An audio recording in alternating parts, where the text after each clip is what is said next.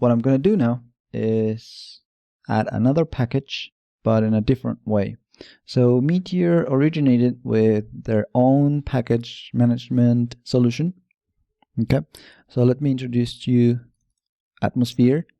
This is a repository for Meteor packages. So Meteor originated with this idea of having packages, but at the time NPM wasn't really that big of a solution, and it wasn't the de facto solution for having JavaScript packages.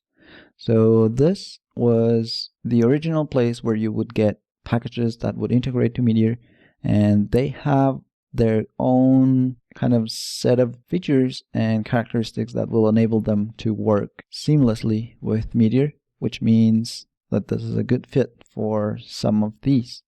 I think the work is being done to migrate most, if not all, of these packages into NPM packages, but at the moment we need to go and fetch some of them from Atmosphere.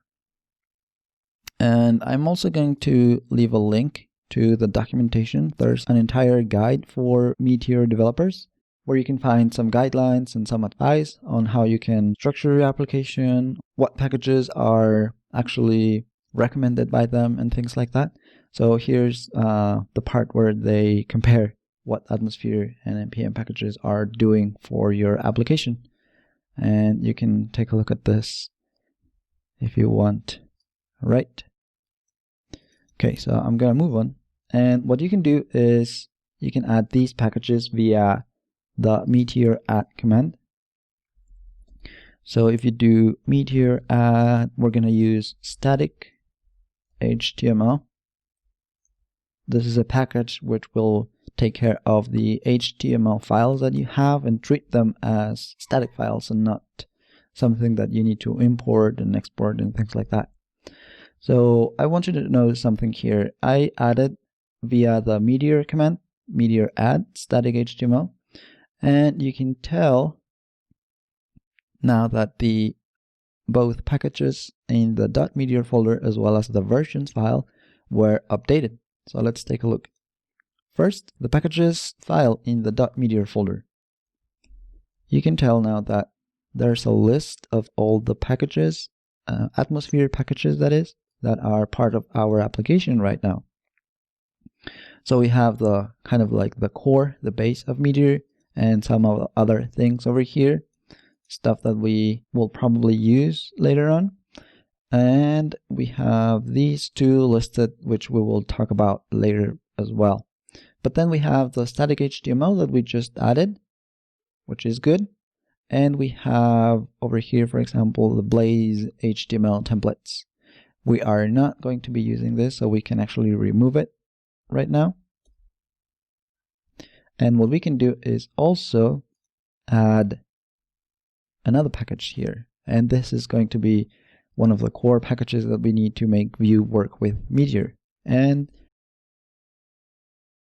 it is called akryum vue-component. So akryum will be the author for it, and he created this kind of like namespace for his packages, and then vue-component is the name of the package that we want. All right, I'm going to save this file, and we're going to bring back the source control panel here, and we're going to go to versions. So you can tell now that the static HTML package was listed and nothing else. Okay, but when you run your Meteor application,